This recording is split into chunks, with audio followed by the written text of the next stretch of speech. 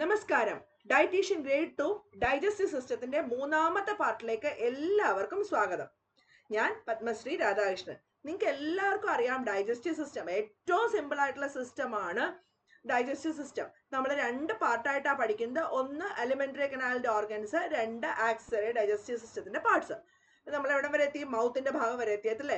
മൗത്തിനകത്ത് oral cavity ഉണ്ട്, tongue ഉണ്ട്, teeth ഉണ്ട്. ടങ്ങിന്റെ ഡെന്റീഷൻ എന്ന് പറയും. Human dentition is heterodont, diphyodont and thecodont. അതുപോലെ നമ്മുടെ ടങ് എന്ന് പറയുന്നത്, ടങ്ങിനകത്ത് ഡിഫറെന്റ് ടൈപ്സ് ഓഫ് പാപ്പില ഉണ്ട്, ടേസ്റ്റ് ബഡ്സ് ഉണ്ട്. ടേസ്റ്റ് എന്ന് പറയുന്നത് sweetness or salt, bitter, umami and ഒലിയോഗസ്റ്റസ്.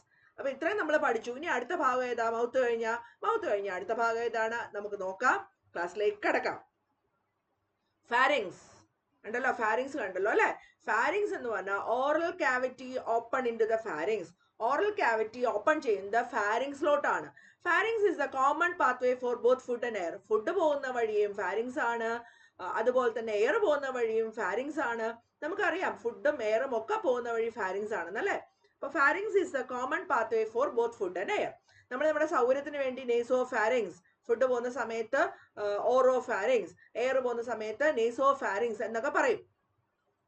അതുപോലെ at the base of the pharynx there is a small opening. ഫാരിങ്സിന്റെ ബേസിൽ ഒരു ചെറിയ ഓപ്പണിംഗ് ഉണ്ട്. ആ ഓപ്പണിങ്ങിനെ പറയുന്ന പേരാണ് glottis. Glottis is a small opening present at the base of the pharynx. അപ്പോൾ ചെറിയ ചെറിയ കാര്യങ്ങളൊക്കെ നമുക്കറിയാം. അപ്പോൾ നമ്മൾ ഭക്ഷണം കഴിക്കുമ്പോൾ ഞാൻ പറഞ്ഞു ഇത് കോമൺ പാത്വേ ആണെന്നല്ലേ? ഫുഡ് പോവാണെങ്കിൽ സ്റ്റൊമക്കിൽ പോകണം, എയർ പോവാണെങ്കിൽ ലങ്സിൽ പോകണം. രണ്ടും വഴിതെറ്റി പോകാൻ പാടില്ല, കറക്റ്റ് സ്ഥലത്തേ പോകാൻ പാടുള്ളൂ. അപ്പോൾ നമ്മൾ ഭക്ഷണം കഴിക്കുന്ന സമയത്ത് അവിടെ എത്തുമ്പോൾ ഒരു കൺഫ്യൂഷൻ ആണ്. ഇനി സ്റ്റൊമക്കിലേക്ക് പോകണോ, സ്റ്റൊമക്കിലേക്ക് പോകണോ അതോ ലങ്സിലേക്ക് പോകണോ? അപ്പൊ എന്ത് ചെയ്യും? നമ്മുടെ ഗ്ലോട്ടിസിനെ ക്ലോസ് ചെയ്യാനായിട്ട് ഒരു അടപ്പുണ്ട്. ആ അടപ്പിന്റെ പേരാണ് കാർട്ടിലേജിനസ് ഫ്ലാപ്പ് അല്ലെങ്കിൽ കാർട്ടിലേജിനസ് ലിഡിന്റെ പേരാണ് epiglottis. Epiglottis closes the glottis, preventing the food from entering in to trachea and lungs while we swallow food. നമ്മൾ ഫുഡ് സോളോ ചെയ്യുന്ന സമയത്ത്, ഫുഡ് കഴിക്കുന്ന സമയത്ത് ഈ ഭക്ഷണം ലങ്സിലേക്കും ട്രക്കയിലേക്കും ഒന്നും പോകാതെ സൂക്ഷിക്കുന്ന ആൾക്കാരാണ് ഈ പറഞ്ഞ എപ്പിഗ്ലോട്ടിസ്. എപ്പിഗ്ലോട്ടിസ് നമ്മൾ ഭക്ഷണം കഴിക്കുന്ന സമയത്ത് ഗ്ലോട്ടിസിനെ അടയ്ക്കും. വേറൊരു കാര്യം കൂടെ ഉണ്ട്. ഫാരിങ്സിന്റെ ബേസിലൊരു സ്ട്രക്ചറും കൂടെ ഉണ്ട്, ലാരിങ്സ്. ലാരിങ്സ് എന്ന് പറഞ്ഞാൽ വോയിസ് ബോക്സ് എന്ന് പറയാം നമുക്ക്. ഈ വോയിസ് ബോക്സിനകത്ത് രണ്ട് ഇലാസ്റ്റിക് കോഡ്സ് ഉണ്ട്. ഇലാസ്റ്റിക് കോഡ്സിന്റെ പേരാണ് വോക്കൽ കോഡ്സ്. ഈ വോക്കൽ കോഡ്സ് ആണ്, നമുക്കറിയാം sound is produce due to vibration. Sound ഉണ്ടാവുന്നത് എന്തുകൊണ്ടാണ്? വൈബ്രേഷൻ കൊണ്ടാണ് അല്ലെ? എവിടെയും ശബ്ദം ഉണ്ടാവുന്ന വൈബ്രേഷൻ കൊണ്ടാണ്. അപ്പൊ നമ്മുടെ ശബ്ദം എങ്ങനെയാണ് ഉണ്ടാവുന്നത്? നമ്മുടെ ശബ്ദം ഉണ്ടാവുന്നത് എങ്ങനെയാന്ന് ചോദിച്ചാല് അത് വൈബ്രേഷൻ കൊണ്ടാണെന്ന് പറയുമ്പോൾ എന്ത് വൈബ്രേറ്റ് ചെയ്യുന്നതുകൊണ്ടാണ്? Vocal cords. വോക്കൽ കോഡ്സ് എന്താണ്? ലാരിങ്സ് അല്ലെങ്കിൽ വോയിസ് ബോക്സിൽ കാണുന്ന ഇലാസ്റ്റിക് കോഡ്സിനെയാണ് വോക്കൽ കോഡ്സ് എന്ന് പറയുന്നത്. ഈ വോക്കൽ കോഡ്സ് വൈബ്രേറ്റ് ചെയ്യും as air passes over them and produce sounds of varying pitches. പല പിച്ചിലുള്ള സൗണ്ട് പ്രൊഡ്യൂസ് ചെയ്യാനുള്ള കാരണം ഈ വോക്കൽ കോഡ്സ് വൈബ്രേറ്റ് ചെയ്യുന്നതുകൊണ്ടാണ്. ഹാർഡ് പാലറ്റ്, അതുപോലെ തന്നെ സോഫ്റ്റ് പാലറ്റ് ഒക്കെ ഞാൻ പറഞ്ഞതാണ്. Roof of the buccal cavity is known as palate. Front പോർഷനിൽ ഹാർഡ് ആയിരിക്കും, അത് ഹാർഡ് പാലറ്റ്. ബാക്കിൽ സോഫ്റ്റ് ആയിരിക്കും, അത് സോഫ്റ്റ് പാലറ്റ്. ഫാരിങ്സ് എന്ന് പറഞ്ഞാൽ common pathway for both food and air. ഇനിയാണ് നമ്മുടെ സ്റ്റൊമക്ക്. അപ്പൊ ഫാരിങ്സ് കഴിഞ്ഞാൽ ഈസോഫാഗസ് എന്ന് പറഞ്ഞാൽ ഒരു ട്യൂബ് ലൈക്ക് സ്ട്രക്ചർ ആണ്. അതിൽ കൂടെ ഭക്ഷണം പോകുന്ന പ്രോസസ്സിനെയാണ് നമ്മൾ പെരിസ്റ്റാൾസിസ് എന്ന് പറയുന്നത്. നമ്മൾ when food mixes with the saliva it becomes a paste like and it is known as bolus. അങ്ങനെ ബോളസ് എന്ന് പറഞ്ഞ സാധനം താഴോട്ട് പോകണം അല്ലേ? ഈസോഫാഗസിലേക്ക് പോകുന്നത് by the muscular contraction of the oesophagus. That muscular contraction is known as peristalsis. അങ്ങനെ ഈസോഫാഗസ് എവിടേക്ക് വന്നു? സ്റ്റൊമക്ക് എത്തി. അപ്പൊ സ്റ്റൊമക്കില് സ്ഫിങ്ക്റ്റേഴ്സ് ഉണ്ട്, അതായത് വാൽവ്സ് ഉണ്ട്. ഭക്ഷണം ഇങ്ങനെ കണ്ടമാനം പോകാൻ പാടില്ല ഓരോ വഴിക്കായിട്ട്. അപ്പൊ അവിടെയൊക്കെ തടസ്സപ്പെടുത്തുന്ന സ്ഫിങ്ക്റ്റേഴ്സ് അല്ലെങ്കിൽ വാൽവ്സ് ഉണ്ട്. എന്താണ് വാൽവുകൾ എന്ന് ഞാൻ പറയാം. ഒന്നല്ല, രണ്ടെണ്ണം ഉണ്ട്. അപ്പൊ അതായത് നമ്മുടെ ഈസോഫാഗസ് സ്റ്റൊമക്കിലേക്ക് ഓപ്പൺ ചെയ്യുന്നിടത്ത് ഒരു വാൽവ് ഉണ്ട്. ആ വാൽവിനെ പറയുന്ന പേരാണ് ഗാസ്ട്രോ ഈസോഫാഗൽ. പേര് തന്നെ അറിയാം, കാരണം ഗാസ്ട്രോ, സ്റ്റൊമക്, ഈസോഫാഗസ്, സ്റ്റൊമക്കിന്റെയും ഈസോഫാഗസിന്റെയും. അപ്പൊ ഈസോഫാഗസ് കഴിഞ്ഞിട്ടാണ് സ്റ്റൊമക്ക്. അപ്പൊ അവിടെയാണ് സ്ഫിങ്ക്റ്റർ ഉള്ളത്. Stomach is divide in to 3 portions. ചില പുസ്തകങ്ങളിൽ 3 പകരം 4 പറയാറുണ്ട്. Cardia, fundic portion, pyloric stomach, അതുപോലെ ബോഡി പാർട്ടും പറയാറുണ്ട്. നമുക്ക് എങ്ങനെ വേണമെങ്കിലും പഠിക്കാം. അപ്പൊ നിങ്ങൾക്ക് സ്റ്റൊമക്ക് എത്ര പാർട്ടായി ഡിവൈഡ് ചെയ്യുന്നൊന്നും ക്വസ്റ്റ്യൻ ചോദിക്കാൻ പാടില്ല. അപ്പൊ cardia, fundic stomach, body, pyloric stomach, 4 എന്താണെന്ന് നമുക്ക് മനസ്സിലാക്കാം. അപ്പൊ ഇവിടെ oral cavity or buccal cavity കഴിഞ്ഞു, അത് കഴിഞ്ഞ് ഫാരിങ്സ് കഴിഞ്ഞു, അത് കഴിഞ്ഞ് ഈസോഫാഗസ് കഴിഞ്ഞ് നമ്മുടെ ഏറ്റവും പ്രധാനപ്പെട്ട നമ്മൾ പറയുന്ന പോലെ ഉദരനിമിത്തം ബഹുകൃത വേഷം എന്ന് പറയും. നമ്മൾ അതിന് വേണ്ടിയിട്ടാണ് എന്താ ചെയ്യണം, എല്ലാ പണിയും ചെയ്യണം അല്ലെ. അപ്പൊ അങ്ങനെയുള്ള ആ എല്ലാ പണിയും ചെയ്യാൻ സഹായിക്കുന്ന ആ സ്റ്റൊമക്കിന്റെ കാര്യത്തിലേക്ക് നമുക്ക് വരാം. ഡിവിഷൻസ് ഓഫ് ദ സ്റ്റൊമക് എത്ര പാർട്ടാണെന്ന് പറഞ്ഞു? ഞാൻ പറഞ്ഞു 4 പാർട്ട് ഉണ്ടെന്നല്ലേ. നോക്കോ, കാർഡിയാക് സ്റ്റൊമക് ഫിഗറിൽ നല്ല ക്ലിയർ ആയിട്ട് കാണാം. കാർഡിയാക് സ്റ്റൊമക്, അവിടെ ലെസ്സർ കർവേച്ചറും ഗ്രേറ്റർ കർവേച്ചറും കാണാം. അകത്തേക്ക് തള്ളി നിൽക്കുന്ന ഭാഗം ലെസ്സർ കർവേച്ചറും പുറത്തേക്ക് ഉന്തി നിൽക്കുന്ന ഭാഗം ഗ്രേറ്റർ കർവേച്ചറും അത് കാണാം. Cardiac stomach, fundic stomach, pyloric stomach, body, ഇത്രയും ഭാഗങ്ങൾ ക്ലിയർ ആണല്ലോ. ബാക്കി ഡിയോഡിനൊക്കെ അവിടെ കിടക്കട്ടെ, നമ്മൾ സ്റ്റൊമക് കഴിയുമ്പോൾ അത് പഠിക്കും. അപ്പൊ ഈസോഫാഗസ് എന്ന് fundic stomach, cardiac stomach, body, pyloric stomach 4 part ഉണ്ട്. അപ്പൊ കാർഡിയ എന്ന് പറഞ്ഞാൽ surrounds the superior opening of the stomach. നിങ്ങൾക്ക് കാണാം superior opening of the stomach ne surrounds the superior opening of the stomach at the T11 level. എന്താണ് ഈ T11 എന്ന് പറഞ്ഞാൽ? T11 എന്ന് പറഞ്ഞാൽ thoracic level. നമുക്കറിയാം നമ്മുടെ വെർട്ടിബിൾ കോളത്തിനകത്ത് സ്കെൽറ്റൽ സിസ്റ്റത്തിലെ വെർട്ടിബിൾ കോളത്തിൽ 5 പാർട്ടാണ്. Cervical region, thoracic region, lumbar region, sacral region, coccyx or coccygeal region or caudal region. Cervical, thoracic, lumbar, sacral, caudal. Cervical region എന്ന് പറഞ്ഞാൽ കഴുത്തിന്റെ ഭാഗത്താണ്. അത് 7 vertebrae ആണ്, 7 vertebrae. thoracic region ലോ 12 vertebrae ആണ്. അപ്പൊ thoracic region അല്ലെങ്കിൽ നമ്മുടെ ബോഡിയുടെ അപ്പർ പാർട്ടിൽ T11 പോർഷനിലായിട്ടാണ് കാർഡിയ റീജൻ കാണുന്നത്. surrounds the superior opening of the stomach at the T11 level. C7, T12, L5, S1, C1 അതാണ് vertebral formula. കാർഡിയ എവിടെയാണെന്ന് മനസ്സിലായി. അടുത്ത ഫണ്ടിക് റീജൻ അല്ലെങ്കിൽ fundus, the rounded often gas filled portion superior to and left of the cardia. കാർഡിയയുടെ left ആയിട്ട് കുറച്ച് മുകളിലായിട്ട് കാണുന്ന ഗ്യാസ് ഫിൽഡ് ആയിട്ടുള്ള റൗണ്ട് ആയിട്ടുള്ള പോർഷൻ, നിങ്ങൾക്ക് ആ ഫിഗർ തന്നെ കാണാം. റൗണ്ട് ആയിട്ടുള്ള പോർഷനെയാണ് നമ്മൾ ഫണ്ടസ് അല്ലെങ്കിൽ ഫണ്ടിക് റീജൻ എന്ന് പറയുന്നത്. ഇനി ബോഡി എന്താണ്? സെൻട്രൽ പാർട്ട്, നടുക്കത്തെ ഭാഗം അല്ലെ.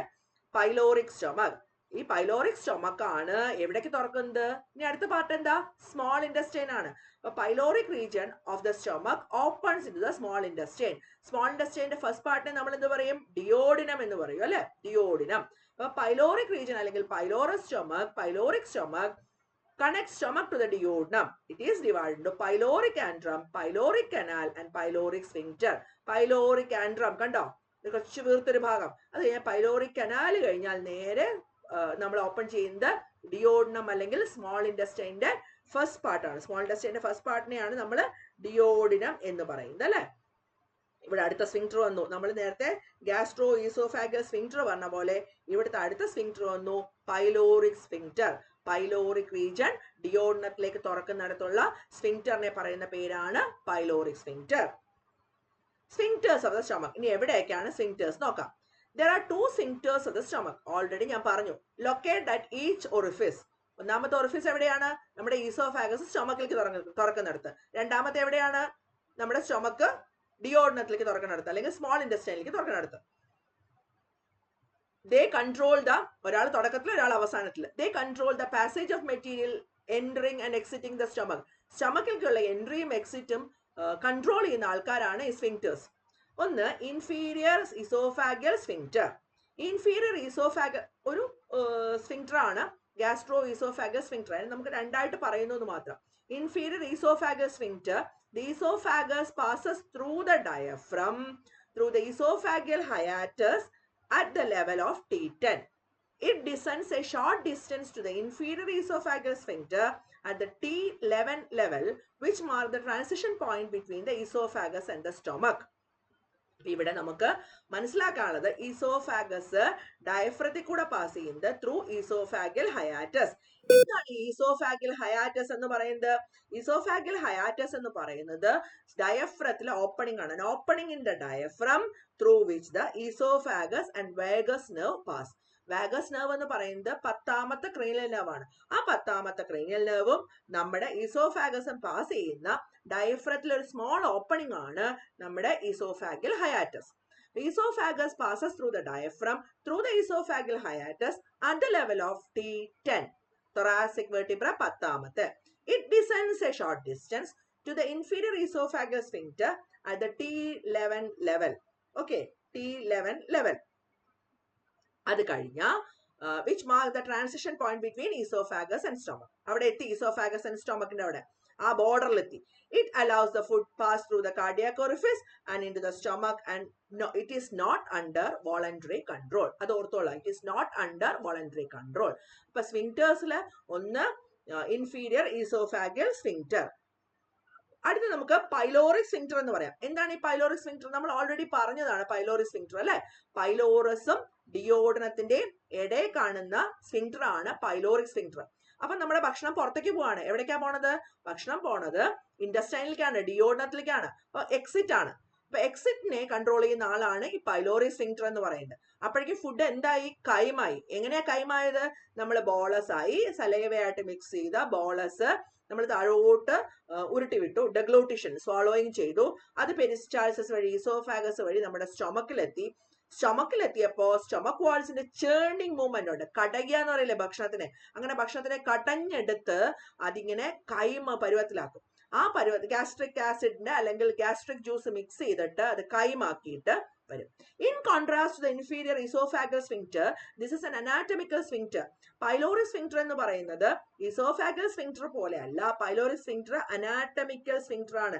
അപ്പൊ എന്താണ് ഈ അനാറ്റമിക്കൽ സ്ഫിങ്ക്ടർ എന്ന് പറഞ്ഞാൽ? അനാറ്റമിക്കൽ സ്ഫിങ്ക്ടർ എന്ന് പറഞ്ഞാൽ localised and often circular muscle thickening ഉള്ള സാധനങ്ങളെയാണ് നമ്മൾ അനാറ്റമിക്കൽ സ്ഫിങ്ക്ടർ എന്ന് പറയുന്നത്. അനാറ്റമിക്കൽ സ്ഫിങ്ക്ടർ. മറ്റേത് ഫങ്ഷണൽ സ്ഫിങ്ക്ടർ ആണ്. ഫങ്ഷണൽ സ്ഫിങ്ക്ടറിന് ഇതുപോലെ ലോക്കലൈസ്ഡ് മസിൽ തിക്കനിങ് ഉണ്ടാവില്ല. ലോക്കലൈസ്ഡ് മസിൽ തിക്കനിങ് കാണുന്നത് ആർക്കാണ്? നമ്മുടെ അനാറ്റമിക്കൽ സ്ഫിങ്ക്ടറിനാണ്. ക്ലിയർ ആയല്ലോ? പൈലോറിക് സ്ഫിങ്ക്ടർ എന്ന് പറയുന്നത് ഒരു അനാറ്റമിക്കൽ സ്ഫിങ്ക്ടർ ആണ്. It contain smooth muscles which constrict to limit the discharge of stomach content through the orifice. Emptying of stomach occurs intermittently when intragastric pressure overcomes the resistance of the pylorus. നമ്മളിത് പഠിക്കുമ്പോൾ ഇത് പറയുമ്പോൾ എനിക്ക് ഓർമ്മ വരുന്നത് നമ്മുടെ ഹാർട്ടിൽ നിന്ന് ബ്ലഡ് പോണതാണ്. ഒരിടത്തെ പ്രഷർ കൂടുമ്പോൾ അത് അവിടുന്ന് നേരെ ബ്ലഡിനെ താഴത്തേക്ക് വിടുന്നത് പോലെ സ്റ്റൊമക് ഒക്കെ നടക്കുന്നത് intragastric pressure. Inside gastric stomach pressure. Intragastric pressure എന്ന് പറഞ്ഞാൽ pressure inside the stomach overcomes the resistance of the pylorus. The pylorus is normally contracted so that the orifice is small and food can stay in the stomach for a suitable period. അപ്പൊ നമ്മുടെ pylorus contracted കണ്ടീഷനിലാകുമ്പോൾ കുറച്ചു നേരം സ്റ്റൊമക്കിൽ ഇരിക്കും. കുറച്ചു നേരം ഒന്നുമല്ല, 4-5 മണിക്കൂർ അവിടെ ഇരിക്കും കേട്ടോ. Gastric peristalsis pushes the chyme through the pyloric canal into the duodenum for further digestion. അപ്പൊ ഡൈജഷൻ കംപ്ലീറ്റ് ചെയ്യണമെങ്കിൽ ഫുഡ് എവിടെ എത്തണം? സ്മോൾ ഇൻഡസ്റ്റൈനിൽ എത്തണം. അപ്പൊ നമ്മുടെ പൈലോറിക് സ്ഫിങ്ക്ടർ തുറന്നു കൊടുത്ത് അതുവഴി ആ ഫുഡ് അങ്ങ് താഴെ പോകും. ഇതാണ് നമ്മുടെ പെരിട്ടോണിയം എന്ന് പറയുന്നത്. അപ്പൊ പെരിട്ടോണിയം എന്താന്ന് നോക്കണം അല്ലെ. എന്താണ് ഈ പെരിട്ടോണിയം നോക്കാം നമുക്ക്. The digestive organs within the abdominal cavity are held in place by peritoneum. Digestive organs abdominal ക്യാവിറ്റിയിലെ ഡൈജസ്റ്റീവ് ഓർഗൻസിനെ അതാത് സ്ഥലത്ത് പിടിച്ചു നിർത്തുന്ന ആൾക്കാരാണ്. നമ്മുടെ ഹാർട്ടിലുണ്ട്. നമുക്കറിയാം ഹാർട്ടിൽ ട്രൈകസ്പിഡ് ബൈകസ്പിഡ് വാൽവ് ഉണ്ട്. ആ വാൽവിനെയൊക്കെ അതാത് സ്ഥാനത്ത് പിടിച്ചു നിർത്തുന്ന ആൾക്കാരാണ് കോർഡേറ്റന്റിനെ. അതുപോലെ ഇത് അതാത് സ്ഥലത്ത് പിടിച്ചു നിർത്തുന്ന ആൾക്കാരാണ് peritoneum. A broad serous membranous sac made up of squamous epithelial tissue surrounded by connective tissue. Squamous epithelial tissue കൊണ്ട് ഉണ്ടാക്കിയ കണക്റ്റീവ് ടിഷ്യൂ കൊണ്ട് സറൗണ്ട് ചെയ്തിട്ടുള്ള സ്ക്വാമസ് എപ്പിത്തീലിയൽ ടിഷ്യൂ കൊണ്ട് ഉണ്ടാക്കിയ ഒരു ഭാഗമാണ് പെരിട്ടോണിയം. ഡൈജസ്റ്റീവ് ഓർഗൻസ് അവിടെയാണ് ഇരിക്കുന്നത്. It is composed of 2 regions, parietal peritoneum and visceral peritoneum. എപ്പോഴും അങ്ങനെയാണ്. നമ്മൾ പരേറ്റൽ റീജിയൻ എന്ന് പറഞ്ഞാൽ പുറത്തുള്ളത്, വിസറൽ എന്ന് പറഞ്ഞാൽ ഉള്ളിലുള്ളത്. വേറെ പല ഭാഗത്തും നമ്മൾ പരേറ്റൽ റീജിയൻ, വിസറൽ റീജിയൻ എന്നിങ്ങനെ പഠിക്കുന്നുണ്ട്. ഇവിടെയും പരേറ്റൽ peritoneum which lines the abdominal wall and visceral peritoneum which envelops the abdominal organ. അപ്പൊ ഡൈജസ്റ്റീവ് ഓർഗൻസിനെ അബ്ഡോമിനൽ ക്യാവിറ്റിയിൽ പിടിച്ചു നിർത്തുന്നതാണ് പെരിട്ടോണിയം. പെരിട്ടോണിയം ഉണ്ടാക്കിയിരിക്കുന്നത് കണക്റ്റീവ് ടിഷ്യൂ കൊണ്ട് സറൗണ്ട് ചെയ്തപ്പെട്ട സ്ക്വാമസ് എപ്പിത്തീലിയം കൊണ്ടാണ്. 2 റീജിയൻ ആണ് പരേറ്റൽ പെരിട്ടോണിയം. എപ്പോഴും പുറമെ ഉള്ളത് പരേറ്റൽ റീജിയനും അകത്തുള്ളത് വിസറൽ റീജിയനും ആയിരിക്കും. Visceral peritoneum and പരേറ്റൽ peritoneum. The peritoneal cavity is the space bounded by visceral and peritoneal surfaces. എപ്പോഴും അത് 2 ക്യാവിറ്റി ഉണ്ടെങ്കിൽ നമ്മൾ ലങ്സിന്റെ കാര്യം പഠിക്കുമ്പോൾ ലങ്സിലെ പുറത്തുള്ളത് parietal pleura. Lungs are protected by pleura, parietal pleura. അതുപോലെ തന്നെ വിസറൽ പ്ലൂറ. ഈ രണ്ടിന്റെ ഇടയിൽ ഒരു ചെറിയ സ്പേസ് ഉണ്ട്. ആ സ്പേസിൽ ഫ്ലൂയിഡ് ഉണ്ട്. ഫ്രിക്ഷൻ മിനിമൈസ് ചെയ്യാൻ വേണ്ടി എല്ലായിടത്തും ഒരുപോലെ തന്നെയാണ്, ഒരേ പാറ്റേണിലാണ്. രണ്ട് മെമ്പറൈൻ ആണ്, രണ്ട് മെമ്പറൈൻ്റെ ഇടയ്ക്ക് സ്പേസ് ഉണ്ടാവും, അവിടെ ഫ്ലൂയിഡ് ഉണ്ടാവും, ആ ഫ്ലൂയിഡ് ഫ്രിക്ഷൻ കുറയ്ക്കും. 3 എണ്ണം ആണെങ്കിൽ രണ്ടിടത്ത് ക്യാവിറ്റി ഉണ്ടാവും, ആ ക്യാവിറ്റിയിൽ രണ്ടിടത്തും ഫ്ലൂയിഡ് ഉണ്ടാവും. നമ്മുടെ ബ്രെയിനിലാണെങ്കിൽ മെനിഞ്ചസ് ട്രിപ്പിൾ ലെയർഡ് ആണ്, അവിടെ സെറിബ്രോസ്പൈനൽ ഫ്ലൂയിഡ് ഉണ്ട്. ലങ്സിലാണെങ്കിൽ പ്ലൂറൽ ഇടയിൽ സ്പേസ് ഉണ്ട്, അവിടെ പ്ലൂറൽ ഫ്ലൂയിഡ് ഉണ്ട്. പെരിക്കാർഡിയത്തിലാണെങ്കിൽ പെരിക്കാർഡിയൽ ഫ്ലൂയിഡ് ഉണ്ട്. എല്ലായിടത്തും ഒരേപോലെ തന്നെ. അപ്പൊ നമ്മുടെ പെരിട്ടോണിയൽ ക്യാവിറ്റി എന്ന് പറയുന്നത് രണ്ടിന്റെ ഇടയിലുള്ള സ്പേസ് ആണ്. അവിടെ ഒരു ഫ്ലൂയിഡ് ഉണ്ട്. എന്തിനാണ്? മിനിമൈസ് ദ ഫ്രിക്ഷൻ കുറയ്ക്കാൻ വേണ്ടിയിട്ടാണ്. The greater and lesser omenta. എന്താണ് ഈ ഗ്രേറ്റർ ലെസ്സർ ഒമൻഡ എന്ന് നമുക്ക് നോക്കാം. ഗ്രേറ്റർ ഒമൻഡയും ലെസ്സർ ഒമൻഡ, 2 ഒമൻഡാസ് ഉണ്ട്. Both omenta attached to stomach. Useful ആയിട്ടുള്ള അനാറ്റമിക്കൽ ലാൻഡ്മാർക്സ് ആണ് അവര് ഒമൻഡ എന്ന് പറയുന്നത്. എന്താന്ന് ചോദിച്ചാല് greater omentum attaches the stomach to the transverse colon. Colon എന്ന് പറയുന്നത് ഏത് ഭാഗമാണ്? കോളൻ എന്ന് പറയുന്നത് നമ്മുടെ ഇൻഡസ്റ്റൈൻ്റെ പാർട്ടാണ് അല്ലെ. അപ്പൊ നമ്മുടെ സ്റ്റൊമക്കിനെ attaches the stomach to the transverse colon. Lesser omentum എന്ത് ചെയ്യും? Stomach and duodenum to the liver. അപ്പൊ lesser omentum stomach and duodenum to the ലിവറിനെയും ഗ്രേറ്റർ ഒമൻഡം എന്ത് ചെയ്യും? ഗ്രേറ്റർ ഒമൻഡം നമ്മുടെ സ്റ്റൊമക്കിനെയും അതുപോലെ ട്രാൻസ്വേഴ്സ് കോളിനെയും അറ്റാച്ച് ചെയ്യും. അപ്പൊ ലെസ്സർ ഒമൻഡവും ഗ്രേറ്റർ ഒമൻഡവും എന്താന്ന് എവിടെയാണ് അറ്റാച്ച് ചെയ്യുന്നത് മനസ്സിലായി. എന്താണ് സാധനം ഞാൻ ഓൾറെഡി അവിടെ സ്ലൈഡിൽ എഴുതിയിട്ടുണ്ട്. The greater and lesser omenta are 2 structures that consist of peritoneum folded over itself. Peritoneum folder over itself. 2 ഒമൻഡയും സ്റ്റൊമക്കായിട്ട് അറ്റാച്ച്ഡ് ആണ്. ആ സ്റ്റൊമക്ക് എന്താണ്? Greater omentum attaches the stomach to the transverse colon and lesser omentum attaches the stomach and the duodenum to the liver. Duodenum to the liver. The greater omentum, that already വീണ്ടും പറഞ്ഞിട്ടുണ്ട്. Greater omentum, it attached to the transverse colon. It contains many lymph nodes. Lymph nodes എവിടെയുണ്ടോ അവിടെ എന്ത് നടക്കും? അവിടെ immunity ഉണ്ട് അല്ലെ. Lymph nodes വളരെ പ്രധാനപ്പെട്ട ആൾക്കാരാണ് ഇമ്മ്യൂണിറ്റിയിൽ. അപ്പൊ it contains many lymph nodes, therefore playing a key role in gastrointestinal immunity and minimizing the spread of intraperitoneal infections. പെരിട്ടോണിയത്തിനകത്തുണ്ടാവുന്ന ഇൻഫെക്ഷൻസിനെ മിനിമൈസ് ചെയ്ത് ഇമ്മ്യൂണിറ്റി, നമ്മുടെ രോഗപ്രതിരോധ ശേഷിയൊക്കെ കൂട്ടിത്തരുന്ന ഒരാളാണ് നമ്മുടെ ഈ ഗ്രേറ്റർ ഒമൻഡത്തിൽ ഉള്ള ലിംഫ് നോഡ്സ്. ഗ്രേറ്റർ ഒമൻഡത്തിൽ ലിംഫ് നോഡ്സ് ഉണ്ട്. എവിടെ ഉണ്ടോ ലിംഫ് നോഡ്സും ഒക്കെ ഒരു ഭയങ്കര വലിയ ആൾക്കാരാണ്. കാരണം അവർക്ക് ലിംഫോസൈറ്റ്സ്, WBC, ഇമ്മ്യൂണിറ്റിയുടെ ഏറ്റവും പ്രധാനപ്പെട്ട ആൾക്കാരാണ് WBC. അവരെ പ്രൊഡ്യൂസ് ചെയ്യാനുള്ള കഴിവുണ്ട്. അപ്പൊ ലിംഫ് നോഡ്സ് ഉണ്ട്. എവിടെ? ഗ്രേറ്റർ ഒമൻഡത്തില്. It contain many lymph nodes. Lesser omentum continues with the peritoneal layers of the stomach and duodenum. This smaller peritoneal fold arises at the lesser curvature. ആദ്യമേ ഞാൻ lesser കർവേച്ചറും greater കർവേച്ചറും കാണിച്ചു തന്നു. And ascend to attach the liver. The main function of the lesser omentum is to attach the stomach and duodenum to the liver. Already നമ്മൾ പറഞ്ഞു greater ഒമൻഡം എവിടെയൊക്കെ attach ചെയ്തിട്ടുണ്ട്, lesser ഒമൻഡം എവിടെയൊക്കെ attach ചെയ്തിട്ടുണ്ട്. നിങ്ങൾക്ക് ഇതൊക്കെ അറിയായിരിക്കും, നിങ്ങൾ ഇതൊക്കെ പഠിച്ചിട്ടുണ്ടാവും. Together, the greater and lesser omenta divide the abdominal cavity into 2. ഈ ഒമൻഡ, നമ്മുടെ ഗ്രേറ്റർ ഒമൻഡയും ലെസ്സർ ഒമൻഡയും രണ്ടായിട്ട് നമ്മുടെ അബ്ഡോമിനൽ ക്യാവിറ്റി രണ്ടായി ഡിവൈഡ് ചെയ്തിട്ടുണ്ട്. അത് ഒന്നിനെ നമുക്ക് എന്ത് പറയാം? ലെസ്സർ സാക്ക് എന്നും ഒന്നിനെ ഗ്രേറ്റർ സാക്ക് എന്നും പറയാം. ഏതാണോ stomach lies immediately anterior to the lesser sac. Lesser സാക്കിന്റെ ആന്റീരിയർ ആയിട്ടാണ് സ്റ്റൊമക് കിടക്കുന്നത്. ഗ്രേറ്റർ ആൻഡ് ലെസ്സർ സാക്ക് രണ്ടാളും കൂടെ കമ്മ്യൂണിക്കേഷൻ ഉണ്ട് കേട്ടോ. ഇവർ രണ്ടുപേരും കൂടെ ചേർന്നാണ് നമ്മുടെ അബ്ഡോമിനൽ ക്യാവിറ്റി രണ്ടാക്കുന്നത്. ഈ അബ്ഡോമിനൽ ക്യാവിറ്റി രണ്ടാക്കുന്നത് ഈ പറഞ്ഞ ഗ്രേറ്റർ ഒമൻഡോ ലെസ്സർ ഒമൻഡോ കൂടിയാണ് അതിനെ ഗ്രേറ്റർ സാക്കും ലെസ്സർ സാക്കും ആക്കി മാറ്റുന്നത്. ഇവർ രണ്ടാളും കൂടെ കമ്മ്യൂണിക്കേറ്റ് ചെയ്യണം. ആര് വഴി കമ്മ്യൂണിക്കേറ്റ് ചെയ്യും? എപ്പിപ്ലോയിക് ഫൊറാമൻ വഴി കമ്മ്യൂണിക്കേറ്റ് ചെയ്യും. ആരാണത്? ലെസ്സർ ഒമൻഡത്തിൽ കാണുന്ന ഒരു ചെറിയ ഒരു ഹോളാണ് എന്ത്? എപ്പിപ്ലോയിക് ഫൊറാമൻ. ഫൊറാമൻ എന്ന വാക്ക് കേട്ട ഓർത്തോളാം. അവിടെ ഒരു ഗ്യാപ്പ് അല്ലെങ്കിൽ ഹോള് അല്ലെങ്കിൽ ഒരു ചെറിയ പോറ് എന്നൊക്കെ ഓർത്തോളാം. ഒരു കണക്ഷനാണ് രണ്ടാൾക്കാർ തമ്മിൽ. ഇവിടെയും എപ്പിപ്ലോയിക് ഫൊറാമൻ എന്ന് പറയുന്നത് ലെസ്സർ ഒമൻഡത്തിൽ കാണുന്ന ഒരു ഹോളാണ്. ഗ്രേറ്റർ സാക്കിനെയും ലെസ്സർ സാക്കിനെയും, ആരാണ് ഈ ഗ്രേറ്റർ സാക്കും ലെസ്സർ സാക്കും? ഗ്രേറ്റർ ഒമൻഡോവും ലെസ്സർ ഒമൻഡോവും കൂടെ അബ്ഡോമിനൽ ക്യാവിറ്റി ഡിവൈഡ് ചെയ്ത് വെക്കുന്നതാണിത്. ഇവർ തമ്മിലുള്ള കമ്മ്യൂണിക്കേഷൻ നടത്തുന്നത് എപ്പിപ്ലോയിക് ഫൊറാമൻ വഴിയാണ്. വാസ്കുലേച്ചർ ശരിക്കും പറഞ്ഞാൽ നമ്മുടെ ആർട്ടീരിയൽ സപ്ലൈ എവിടെ നിന്നാണ്? സീലിയാക് ട്രങ്ക് എന്നാണ് അല്ലെ. സീലിയാക് ട്രങ്ക് എന്ന് പറഞ്ഞാല് ഇത് നമ്മുടെ മേജർ ആർട്ടറി ആണ് സീലിയാക് ട്രങ്ക് എന്ന് പറയുന്നത്. ആ സീലിയാക് ട്രങ്കിന് 3 ബ്രാഞ്ചസ് ആണുള്ളത്. ഒന്ന് splenic, SPLENIC splenic. 2 common hepatic. മൂന്ന് ലെഫ്റ്റ് ഗ്യാസ്ട്രിക് ആർട്ടറീസ്. പിന്നെ മൂന്ന് കാര്യങ്ങളാണുള്ളത്. അതിന് നമ്മുടെ സീലിയാക് ട്രങ്കിന്റെ മൂന്ന് കാര്യങ്ങളുണ്ട്. ഒന്ന് സീലിയാക് ട്രങ്കിന്റെ ഒരു പാർട്ട് എന്ന് പറയുന്നത് സ്പ്ലെനിക് ആർട്ടറി, SPLENIC. രണ്ടാമത് common hepatic and left gastric arteries. ഇവരാണ് നമ്മുടെ ഡൈജസ്റ്റ് സിസ്റ്റത്തിന് ആവശ്യമുള്ള എല്ലാ ബ്ലഡും സപ്ലൈ ചെയ്യുന്നത്. Anastomosis form along the lesser curvature by the right and left gastric arteries and along the greater curvature by the right and left gastro-omental arteries. ഇവിടെ നമ്മൾ ഇത്രയൊന്നും ഡെപ്തിൽ പഠിക്കേണ്ട. ഇവിടെ നമ്മൾ ഇത്രയും പഠിച്ചാൽ മതി. ബ്ലഡ് സപ്ലൈ ചെയ്യുന്നത് സിലിയാക് ട്രങ്കും അതിന്റെ ബ്രാഞ്ചസും കൂടിയാണ്. ആരാണ് ബ്രാഞ്ചസ്?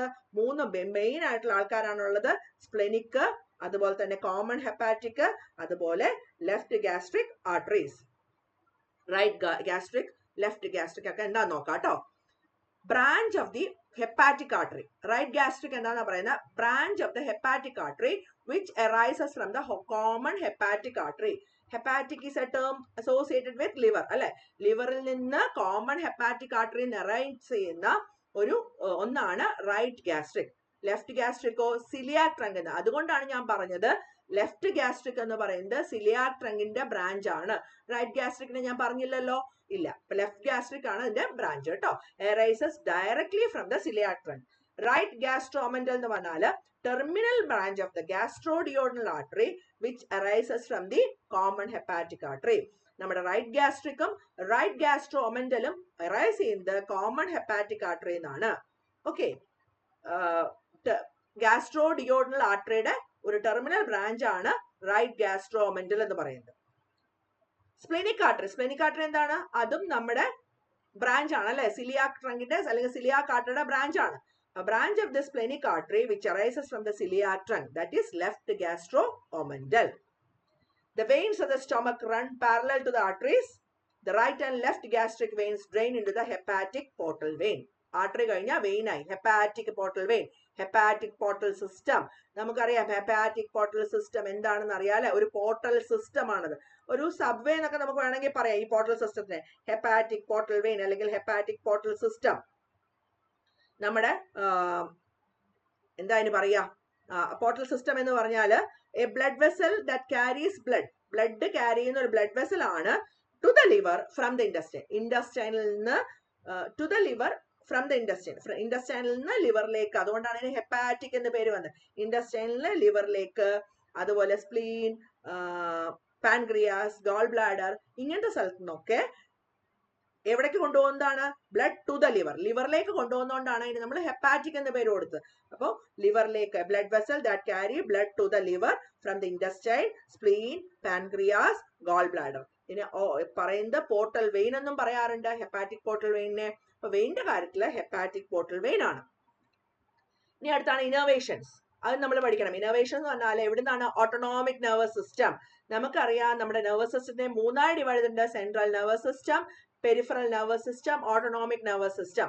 ചില ബുക്കുകളിൽ സെൻട്രൽ നെർവസ് സിസ്റ്റവും പെരിഫറൽ നെർവസ് സിസ്റ്റവും മാത്രമേ ഉള്ളൂ. Central nervous system consist of brain and spinal cord. Peripheral nervous system consist of cranial nerves, spinal nerves and autonomous nervous system അല്ലെങ്കിൽ autonomic nervous system. Cranial nerves 12 പേര്, spinal nerves 31 പേര്. അത് നമുക്ക് പിന്നെ പഠിക്കാം. അപ്പൊ അത് കഴിഞ്ഞ് ഓട്ടോണോമിക് നെർവസ് സിസ്റ്റം ഉണ്ട്. ഓട്ടോണോമിക് നെർവസ് സിസ്റ്റത്തിനെയാണ് സിമ്പതറ്റിക്കും പാരാസിമ്പതറ്റിക്കും എന്ന് പറയുന്നത്. സിമ്പതറ്റിക്കും പാരാസിമ്പതറ്റിക്കും എന്ന് പറഞ്ഞാൽ സിമ്പതറ്റിക്കിന് പാരയാണ് പാരാസിമ്പതറ്റിക്. നമുക്ക് എന്തെങ്കിലും ഒരു സാധനം കൂടിക്കഴിഞ്ഞാൽ അത് കുറച്ചില്ല എന്നുണ്ടെങ്കിൽ പ്രശ്നമല്ലേ? അപ്പൊ അത് കുറയ്ക്കാനായിട്ടാണ്. ഒരാൾ കൂട്ടിയാൽ മറ്റേ ആൾ കുറയ്ക്കും, അത്രേ ഉള്ളൂ. The stomach receives information from the innervation from the autonomic nervous system, parasympathetic and sympathetic nerve. Parasympathetic nerve supply എവിടുന്നാണ്? arises from the anterior and posterior vagal trunks derived from the vagus nerve. ഞാൻ പറഞ്ഞു 10ാമത്തെ cranial nerve ആണ് vagus nerve. ആ vagus നെർവിൽ നിന്ന് അതിന് derive ചെയ്യുന്ന anterior and posterior vagal nerve, ആ parasympathetic നെർവിന്റെ supply എന്ന് പറയുന്നത് supply arises from the anterior and posterior vagal trunk derived from the vagus nerve. Sympathetic nerve supply from the T6 T9 spinal cord segments and passes to the celiac plexus via greater splanchnic nerves. It also carries some pain transmitting fibers. സിമ്പതറ്റിക്കും